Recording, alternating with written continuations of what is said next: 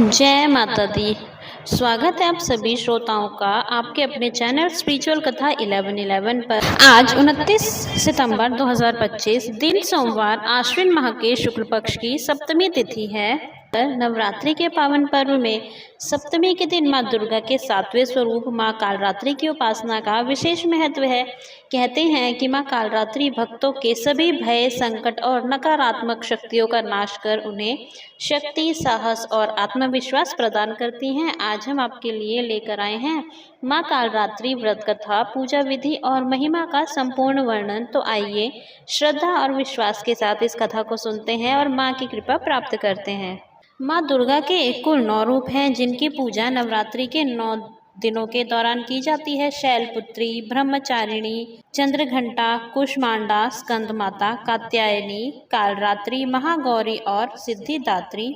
माँ कालरात्रि भी इन्हीं में से एक हैं जिनकी पूजा नवरात्रि के 7वें दिन की जाती है, जिसे महासप्तमी भी कहा गया है। माँ दुर्गा ने ये अवतार बुराई का नाश करने हेतु लिया था। उन्होंने ये अवतार धारण कर शुंभ, निशुंभ और रक्त बीज जैसे दानवों का वध किया था। माँ दुर्गा के इस रूप को सबसे शक्तिशाली माना गया है। इनके शरीर का रंग घने अंधेरे के भांति काला है और माता के अत्यंत लंबे केश खुले और बिखरे हैं। माँ कालरात्रि के गले में विद्युत की तरह चमकने वाली माला सुशोभित है। 4 भुजाओं वाली कालरात्रि देवी गधे पर मंडित रहती हैं। इनके बाएं हाथ में लोहे की कांटेदार अस्त्र अलंकृत हैं और दूसरे में एक कतार है। माँ कालरात्रि का दायां हाथ हमेशा ऊपर की तरफ उठा रहा है, जो लोगों को सदैव अपने आशीर्वाद से सुसज्जित रखता है। उनका निचला हाथ भक्तों को आश्वासन देने के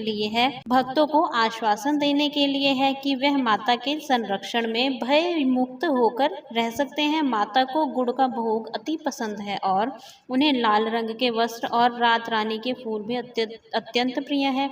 एक बार दैत्य शुंभ, निशुंभ और रक्तबीज ने अपना आतंक तीनों लोकों में फैलाना शुरू कर दिया था। उस वक्त सभी देवगण भगवान शिव के पास गए। जब भगवान शिव ने सभी देवताओं को चिंतित देखा तो उनसे उनकी चिंता का कारण पूछा। तब देवताओं ने शिव शंकर से कहा, हे भोलेनाथ, शुंभ, निशुंभ और रक्तबीज नामक दानवों ने अपने उत्पात से हम सभी को परेशान कर रखा है। कृपया कर हमारी मदद करें। यह सुनते ही भोलेनाथ ने अपनी समीप बैठी माता पार्वती की ओर देखा और उनसे उन दानवों का वध करने की प्रार्थना की। भगवान शंकर की विनती सुनकर देवी पार्वती ने उनके सामने नतमस्तक होकर उनका आशीर्वाद लिया और वहां से जाने की आज्ञा मांगी और दानवों का वध करने निकल पड़ी।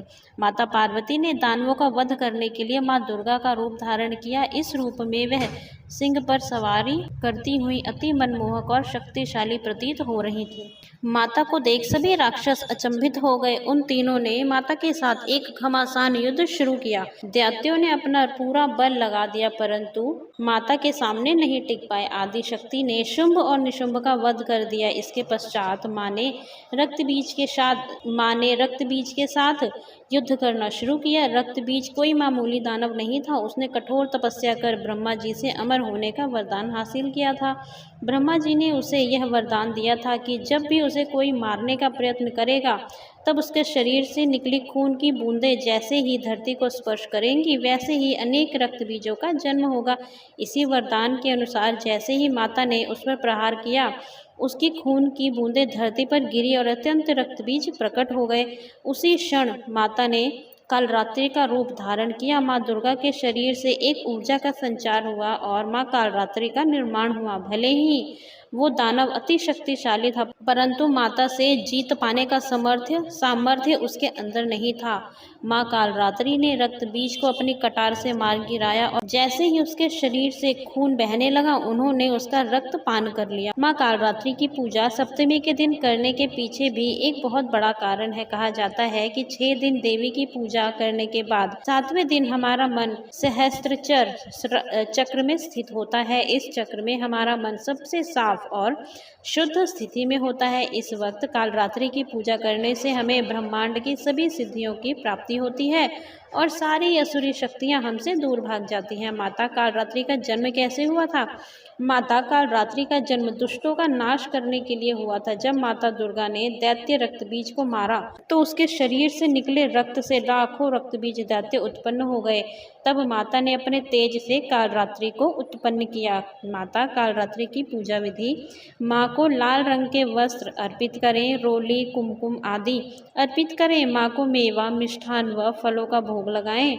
माँ कालरात्रि को शहद का भोग जरूर लगाना चाहिए। प्रिय श्रोताओं, आपने सुनी माँ कालरात्रि व्रत कथा। जो भी श्रद्धा से इस कथा का श्रवण करता है उसके सभी भय दूर हो जाते हैं और जीवन में सुख समृद्धि आती है। यदि आपको यह वीडियो पसंद आया हो तो इसे लाइक करें, चैनल स्पिरिचुअल कथा 1111 को सब्सक्राइब करें और माँ की महिमा को सबके साथ साझा करें। अगले वीडियो में फिर मिलेंगे एक और दिव्य कथा के साथ। जय माता दी।